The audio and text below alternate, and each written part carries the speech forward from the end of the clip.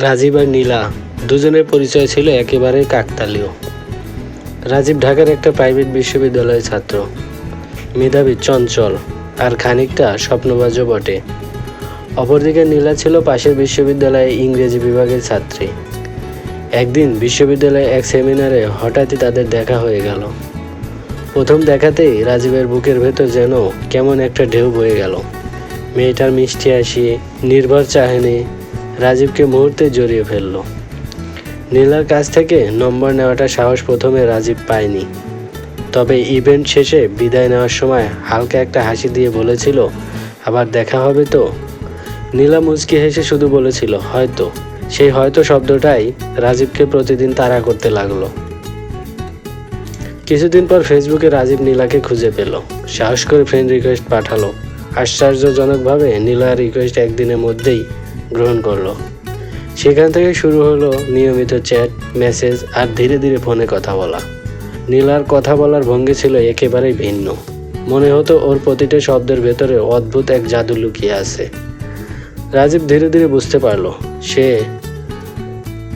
সে আর শুধুমাত্র কথা বলছে না, সে প্রেমে পড়ছে। 3 মাস যেতে না যেতে দুজনের বন্ধুত্ব রূপ নিল প্রেমে। প্রথমবার একসাথে কফি খেতে গিয়ে রাজীব কাঁপা কাঁপা গলায় বলে ফেলেছিল, নীলা, আমি তোমাকে ভালোবাসি, খুবই ভালোবাসি।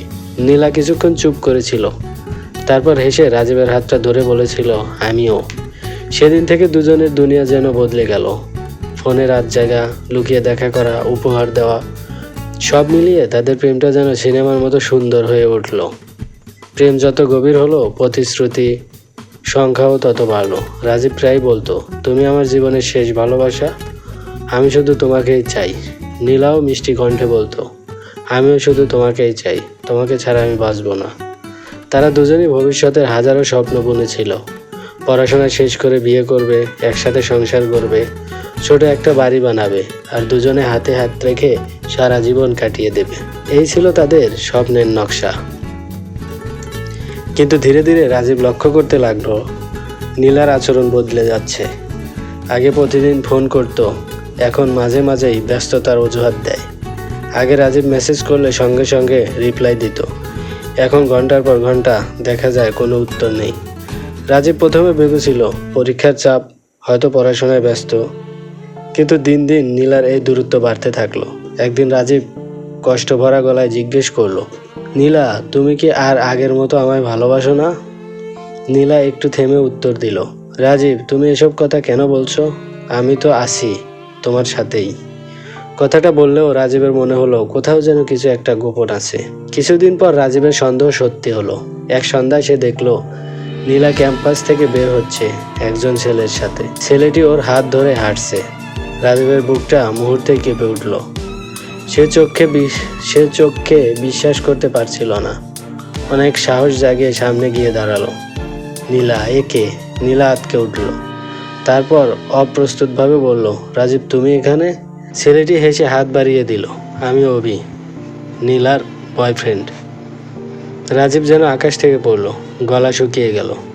সে তোতলাতে তোতলাতে বলল, কি বয়ফ্রেন্ড? নীলা মাথা নিচু করে দাঁড়িয়ে রইল। এক মুহূর্তের মধ্যে সব কিছু ভেঙে গেল। সেদিন রাতেই রাজীব নীলাকে ফোন করলো, গলা ভারী, চোখ ভিজে। তুমি এটা করলে কিভাবে নীলা? আমি তো সব কিছু ছেড়ে তোমার জন্য বাঁচতে শিখেছিলাম। নীলা দীর্ঘশ্বাস ফেলে বলল, রাজীব, আমি তোমাকে সত্যি ভালোবাসতাম, কিন্তু পরিবার থেকে আমরা বিয়ে ঠিক করে ফেলেছে, আমি কিছু করতে পারিনি। রাজীব চিৎকার করে উঠল, তাহলে এত প্রতিশ্রুতি, এত স্বপ্ন, তুমি কি একবারও আমার কথা ভেবে কিছু করতে পারতে না? নীলা চুপ করে গেল, তারপর ধীরে বলল, ক্ষমা করো রাজীব, আমি বাধ্য। রাজীব বুঝলো যাকে সে প্রাণ দিয়ে ভালোবেসেছে সেই তাকে প্রতারণা করেছে। এরপর থেকে রাজীবের জীবন ওলটপালট হয়ে গেল। বন্ধুদের সঙ্গে আড্ডা দেওয়া বন্ধ, পড়াশোনায় মন নেই, রাত জেগে কাঁদা, এসব তার নিত্যদিনের অভ্যাস হয়ে গেল। রাজীব বারবার ভাবতো, ভালোবাসা কি সত্যিই মিথ্যে? মানুষ এত সহজে প্রতিশ্রুতি ভাঙতে পারে?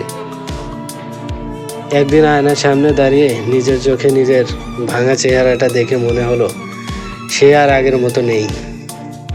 রাজীবের ভেতরে ভেতরে দগ্ধ হতে লাগলো। মাঝে মাঝে প্রতিশোধের ইচ্ছা জেগে উঠত, ভাবতো নীলাকে কষ্ট দিয়ে সে শান্তি পাবে। কিন্তু আবার মনে হতো, যে মানুষ প্রতারণা করেছে তাকে কষ্ট দিয়ে আসলে কি লাভ। অবশেষে রাজীব সিদ্ধান্ত নিল সে প্রতিশোধ নেবে না, বরং জীবনে নতুন করে ঘুরে দাঁড়াবে। সে পড়াশোনায় মন দিল, নিজেকে বদলাতে লাগলো। সময়ের সাথে সাথে ধীরে ধীরে পুরনো কষ্ট কিছুটা হলেও কমে এলো। বছর দুয়েক পর একদিন হঠাৎ রাজীবের সঙ্গে আবার দেখা হলো নীলার। নীলা তখন বিবাহিত, ক্লান্ত চোখে দাঁড়িয়ে আছে। রাজীব শুধু একবার তাকালো, তারপর শান্ত কণ্ঠে বলল, নীলা, আমি তোমাকে ক্ষমা করে দিয়েছি, কিন্তু আর কখনো তোমাকে আমার জীবনে চাই না। শুভ হোক তোমার জীবন। নীলার চোখে জল ভরে উঠল। হয়তো সে বুঝেছিল, যাকে সে হারিয়েছে তাকে আর কোনোদিন ফিরে পাওয়া যাবে না। ভালোবাসা মানুষকে স্বপ্ন দেখায়, আবার কখনো কখনো প্রতারণা সেই স্বপ্নকে ভেঙে চুরমার করে দেয়। রাজীব শিখেছিল, ভালোবাসা কখনো একপাক্ষিক হলে টিকে থাকে না। তবে প্রতারণা সত্ত্বেও সে জীবনে এগিয়ে যেতে শিখেছিল, কারণ ভালোবাসা হারালেও জীবন থেমে থাকে না।